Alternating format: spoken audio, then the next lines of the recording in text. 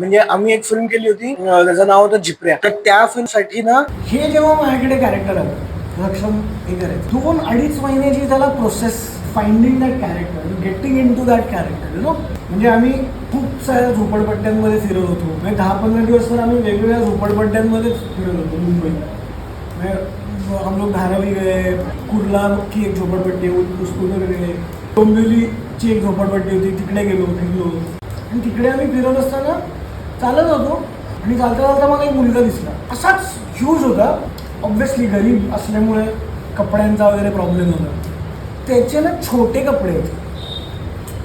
म्हणजे for example त्याला कधी जर का हे कपडे मिळाले असतील त्याच्यातनं त्या कपड्यांमधनं तो आउटग्रो झाला आणि तरी तेच घालत होता कपडे. विचार व्हिज्युअली आपल्या कॅरेक्टरसाठी जाऊ शकतो.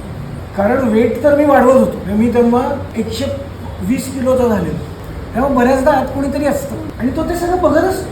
आणि आतमध्ये जेव्हा ते चालू असतं तेव्हा ती आई म्हणते की तू बाहेरच बसेल. सो हा सगळा इमोशनल ट्रॉमा आहे त्या कॅरेक्टरचा. त्यात तो स्लो आहे आणि तो धिप्पाड ह्यूज. त्या डिरेक्टरनी खूप मेहनत घेतलेली. त्यांनी काय केलेलं, त्यांनी आर्टिस्ट बोलवलेलं, स्केच आर्टिस्ट. आणि त्याच्या डोक्यामध्ये त्याला जसे कॅरेक्टर्स दिसत होते ना तसे त्यांनी त्याला डिस्क्राईब केले आणि मग त्यांनी तसं तसं ते त्याच्यासाठी स्केच करून दिले. सो जेव्हा तो ऑडिशन्सना ऍक्टर्सना बोलवत होता he had a reference of his image of the characters image in his brain in his mind. आणि तो त्या पद्धतीने ते सगळं एक्झिक्यूट करत होता, which I found very fascinating.